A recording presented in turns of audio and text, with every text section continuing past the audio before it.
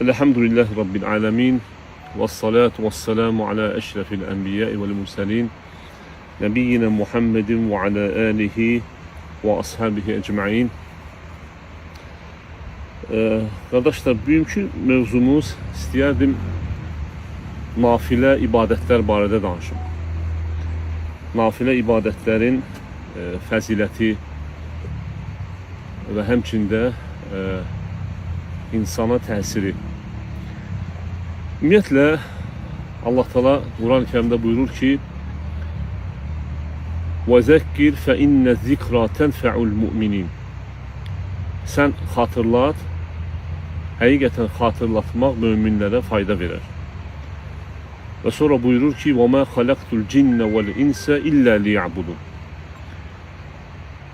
Mən cinləri və insanları yalnız mənə ibadət etmək üçün yaratdım.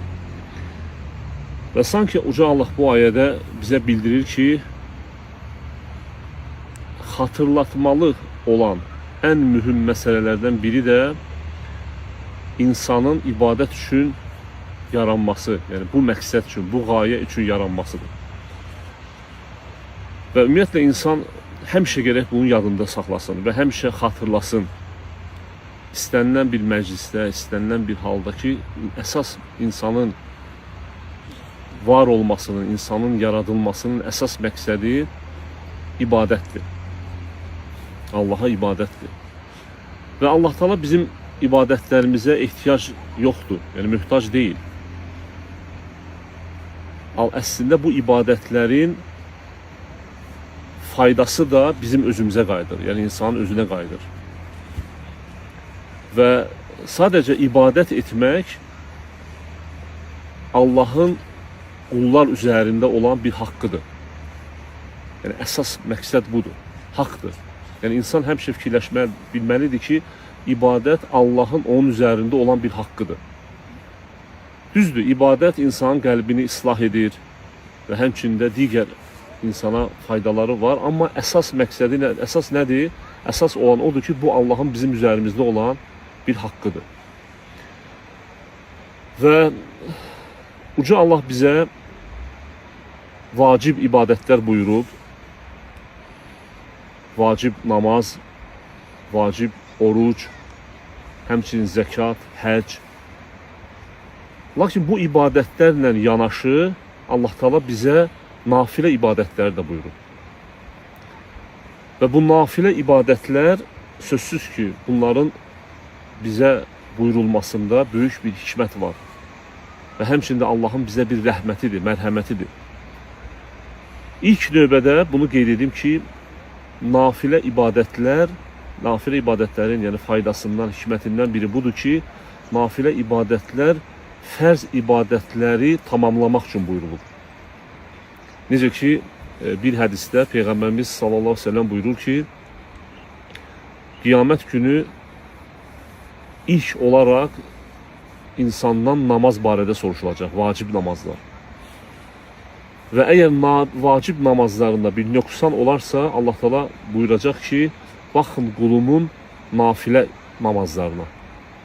Və bu nafilə ibadətlərlə onun o vacib namazlarında olan nöqsanlar tamamlanacaq. Həmçinin digər ibadətlər də belədir. Yəni vacib namazla bərabər vacib nafilə namazlar var.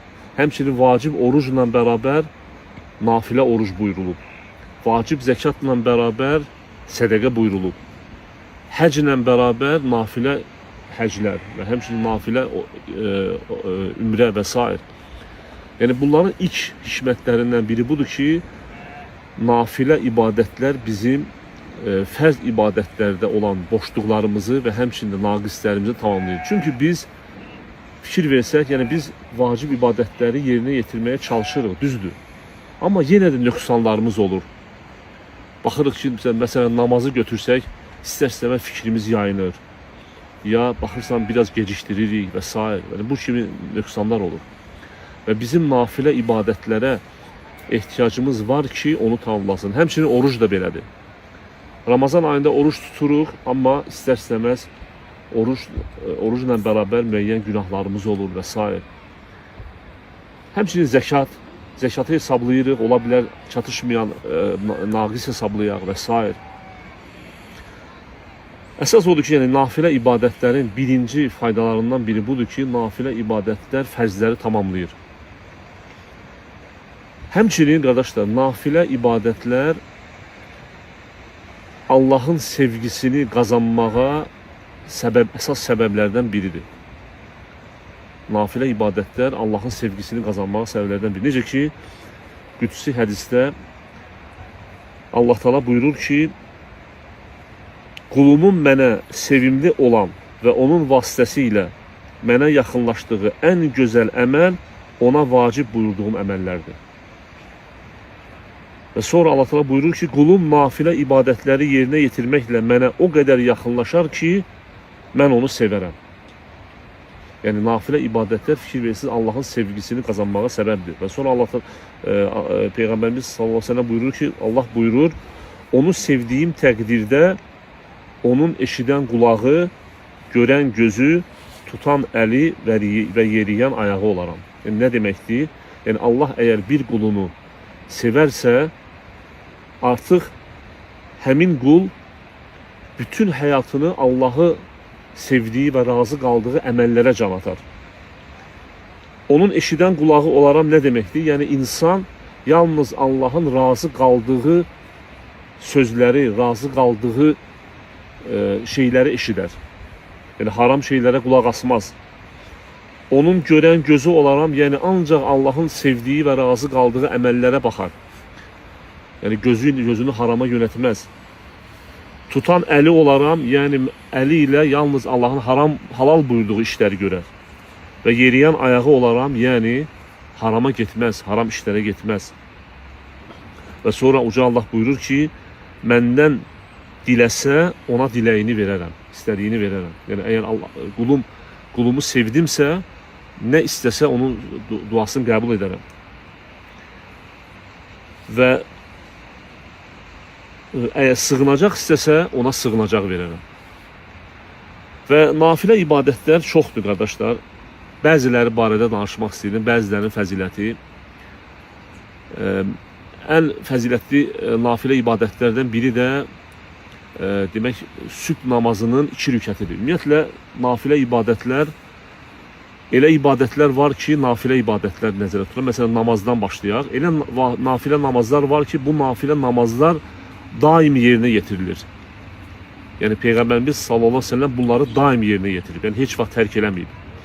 Və bunlardan nədir? Biri sübh namazının 2 rükəti. Peyğəmbərimiz sallallahu əleyhi və səlləm buyurur ki, sübh namazının 2 rükəti, yəni 2 rükət nafiləsi dünya və onun içindəkilərindən xeyirlidir. Həmçinin 12 rükət ratib namaz, yəni sünnət namazı, vacib namazlarla birlikdə qılınan 12 rükət ratib namaz. Bu namaz fəziləti nədir?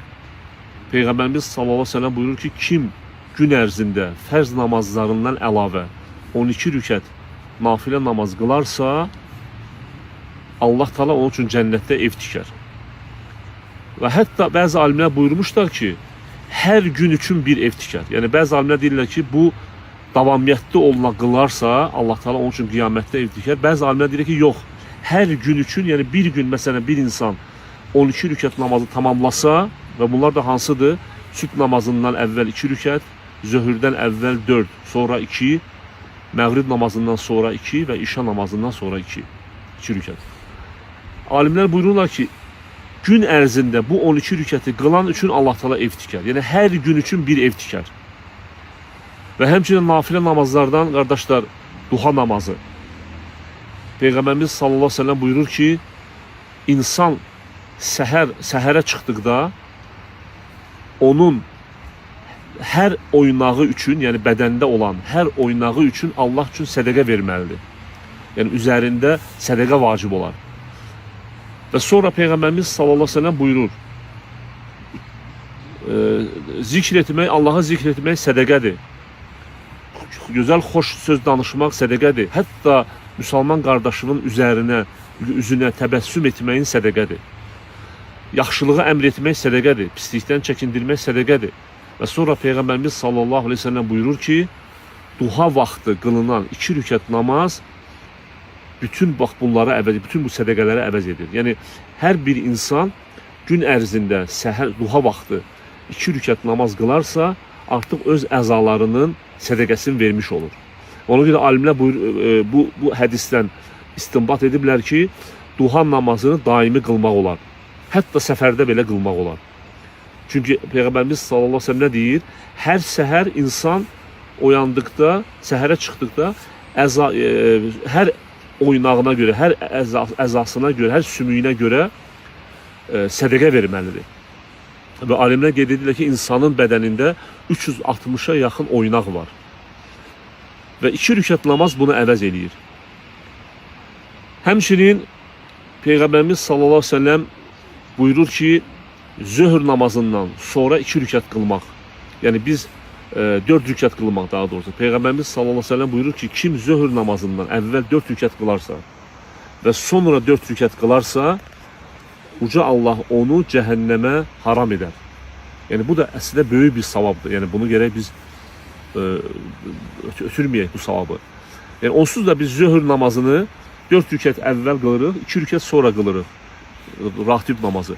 Əgər 2 rükət də əvəz eləsən, əlavə eləsən bura, artıq bu hədisə əməl etmiş olursan. Kim zöhr namazından əvvəl 4 rükət qılarsa, sonra 4 rükət qılarsa, Allah Taala onun cəsədini cəhənnəmə haram edər.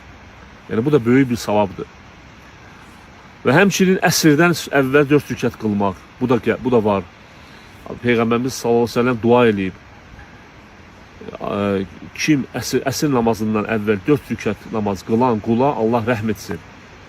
Həmçinin nafilə namazlarından qardaş da gecə namazı. Gecə namazı ən fəzilətli nafilə namazı sayılır. Və ona görə də qardaşlar, ümumiyyətlə nafilə ibadətlər çoxdur. Həmçinin oruclar barədə danışmaq olar. Çoxdur. Sadəcə əsas məqsədim budur ki, Allahın sevgisini, Allahın rəhmətini qazanmaq üçün çox gözəl bir fürsətdir və çalışmaq lazımdır, bundan istifadə edək. Çünki ömür çox qısadır və bu dünyada bizə qalan ibadətlərimiz olacaq, əməllərimiz olacaq və çalışmaq lazımdır ki, fürsəti əldən verməyək. Allahdan istəyirəm, Allah bizi eşidib faydalardan etsin. Allah Taala bizi sabit etsin. Allah Taala bizi sevdiyi qullarından etsin. Allah Taala bizi cənnətdə cəm eləsin. Və sallallahu alə nəbiyyinə Muhammedin və alə alihi və ashabihi ecmaîn.